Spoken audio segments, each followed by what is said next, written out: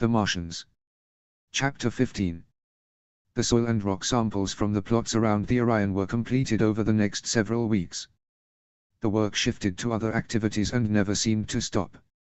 Every task that was completed was replaced with another task the scientists in Houston and elsewhere on Earth came up with, and the extra mission time was a dream come true for NASA. It was turning into a workload nightmare for Victoria/Ars 3. Dana and Anna had spent the day taking air samples with a small battery-powered machine that compressed air and recorded both the former pressure, wind direction, location and temperature before storing it in a small metal and glass-lined cylinder. A sticker was printed out, stuck on the side of the cylinder, and they moved 10 meters to start again. Each took less than a minute, and they worked going towards what little wind there was so that no dust would be accumulated that wasn't already in the atmosphere. Each cylinder was stored in a cloth bag, much like a soft cooler, and both astronauts carried one. Mark and Mindy got to go around to various large rocks near the crater rim and using a hammer chip out stone from the lower layers. The stone was photographed with a measuring rod hanging from the top so scientists at home could guesstimate the age. Dating the decay rates of any isotopes would give a more accurate analysis once on Earth. These two were stored, and the gardening cart was used to carry them all around. The crew had begun rotating their shifts so that one person was always in the Orion 3 to monitor communications between each other, keep an eye on the weather as seen by the parade of satellites overhead, and keep NASA updated. The shifts were 2 hours in the morning time and 3 in the afternoon. The rest of the day was spent doing initial testing of the materials and logging the results.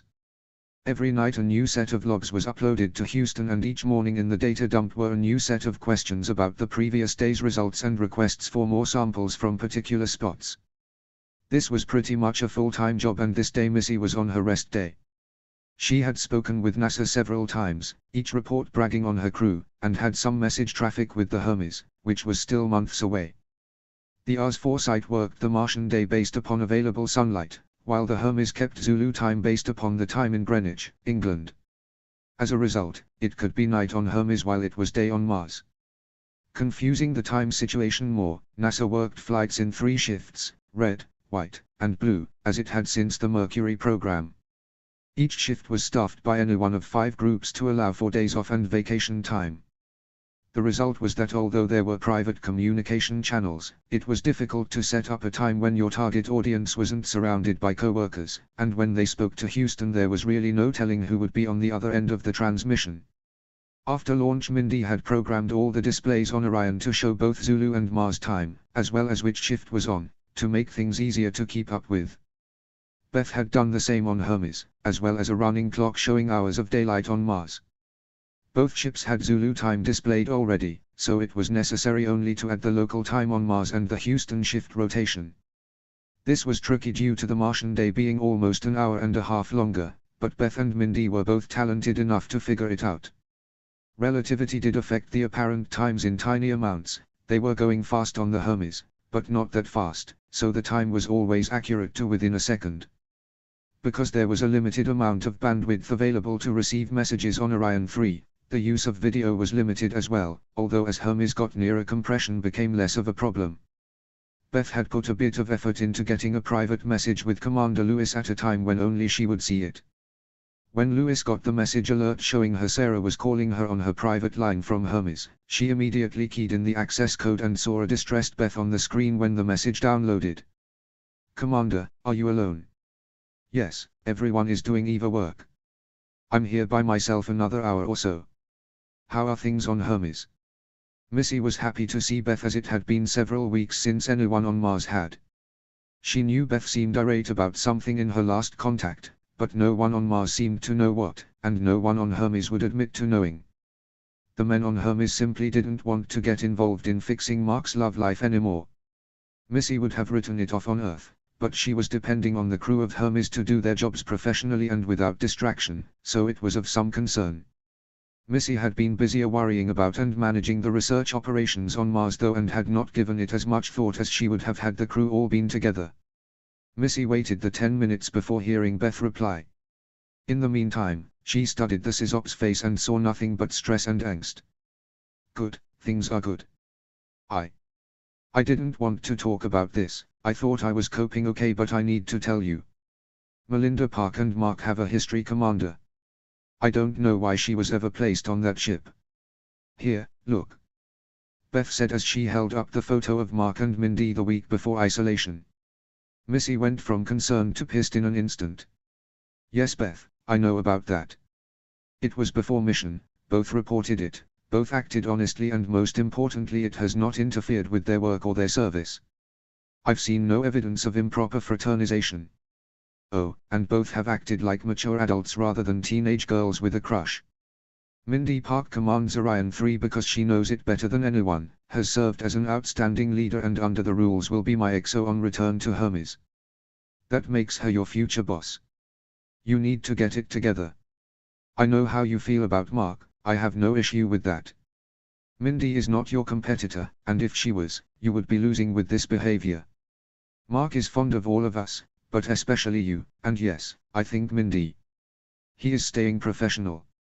Mindy is staying professional. You better figure out how you are going to as well. You are apparently rifling through Mark's privacy, and I won't tolerate that either. I don't know how this will sort out on Earth, but right now you are on my ship and you will get your act together. Understand? Missy knew she was using a stick but was on the next message going to replace it with a carrot. Until Beth decided to continue her tantrum. Yes. I didn't realize you knew already. Sorry to bother you. Beth said as she disconnected the contact. This really pissed Lewis off and she immediately reinitiated the line. Beth dutifully responded, opening the private channel to see a red-faced Lewis. Victoria 1-3 actual to Johansson. Beth, if you ever disconnect on me again, I will bring you up on insubordination charges. What is your issue? Copy Victoria IR3, Johansson here. I'm sorry Commander, but this is really upsetting me. I just feel like I'm on this ship, wasting my life, and she's down there with Mark and I can't even talk to him or see him, or, it's not fair. I don't blame you or anyone else, I can do my job, it's just really frustrating. Copy. Well, you're going to have to get used to being frustrated until we get back to Earth. Grow up. I don't think Mindy or Mark sees this situation as a competition. Mark speaks fondly of both of you, all of us. I do know that if it were a competition you would be getting your ass kicked, as you are the one stressing Mark out with your infantile behavior. Get your shit together, Johansson. Tonight, you, Mark and Mindy are going to talk. I'm not going to tell you what to say, but you are going to work this out or I will. Victoria IR3 ground, actual, out. Missy then disconnected the transmission, making it clear to Beth who was in charge, and that it wasn't Beth. She took a deep breath to calm herself, read a text from Houston that changed the radio call sign of the mission, and then keyed her headset to speak with her crew outside. Victoria IR3 actual, crew, status. Copy Commander, this is Donna. Anna and I are almost done with air samples in areas I and II, this machine really sucks. In a good way. Donna replied, trying to make a joke. Copy, Mindy. We finished with samples for the large rocks at Area I, it went much easier than expected. They are quite hard, but the layers are brittle and flaking, so we got more than expected much faster. Right now, we are about to set off a thermite reaction and film it to answer KK's question about building a fire on Mars. Copy. Wait, what? Lewis said as she stood and looked out the viewport just in time to see a brilliant flash of light followed by a glow that looked like a welder's torch for a few seconds, which generated a quickly rising column of smoke and cast shadows all around the area with its intense but brief fire. The fire was as far on the other side of the Botany Hab as the ship was from the Hab, and she could see both Watney jumping up and down and shouting woohoo in celebration while Park filmed it all. Wow. That was awesome, guys. Did you get it on film? Anna was heard to shout into the comm. Watney. This was your idea, wasn't it? Lewis said, clearly not amused.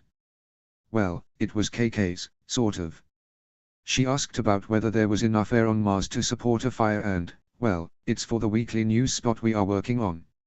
I don't remember approving that. I'm sure you don't. I don't recall asking permission, but it's for science. Science. Donna nearly shouted. Tomorrow we were thinking of mixing sugar and liquid oxygen in one of the drink decanters and splitting that big rock in half, or, you know, flipping it over. Mark continued, barely able to contain his giggles. No. Just. No. Lewis replied. If everyone is done for the day, come on in. Mark, Mindy, I need to see you in the comm. Missy was starting to think Dana might want to step back on the antidepressants she was giving Mark. The crew made their way back to the airlock, Mark and Mindy being delayed by pulling back the 100-meter-long power cable they had borrowed from the spare parts on the Oz-4 sled. It had been plugged into the Botany Hab external power coupling just long enough to ignite the magnesium they had recovered from the perchlorate trap on the water system, which caused the iron oxide from the rocks to react with some extra aluminum shielding from the Hab kit. Neither Mark or Mindy was sure it would work, but fortunately for the NASA education program, it had. Just as the crew was cycling through the airlock, Missy got a message from Houston indicating that one of the SR satellites might be acting up and if she could confirm a bright flash of light at the site. Copy that. Affirmative. Watney and Park doing a demo for weekly public report in response to a child's question. Thermite ignited safe distance from everything at KK. I approved. Hopefully good footage.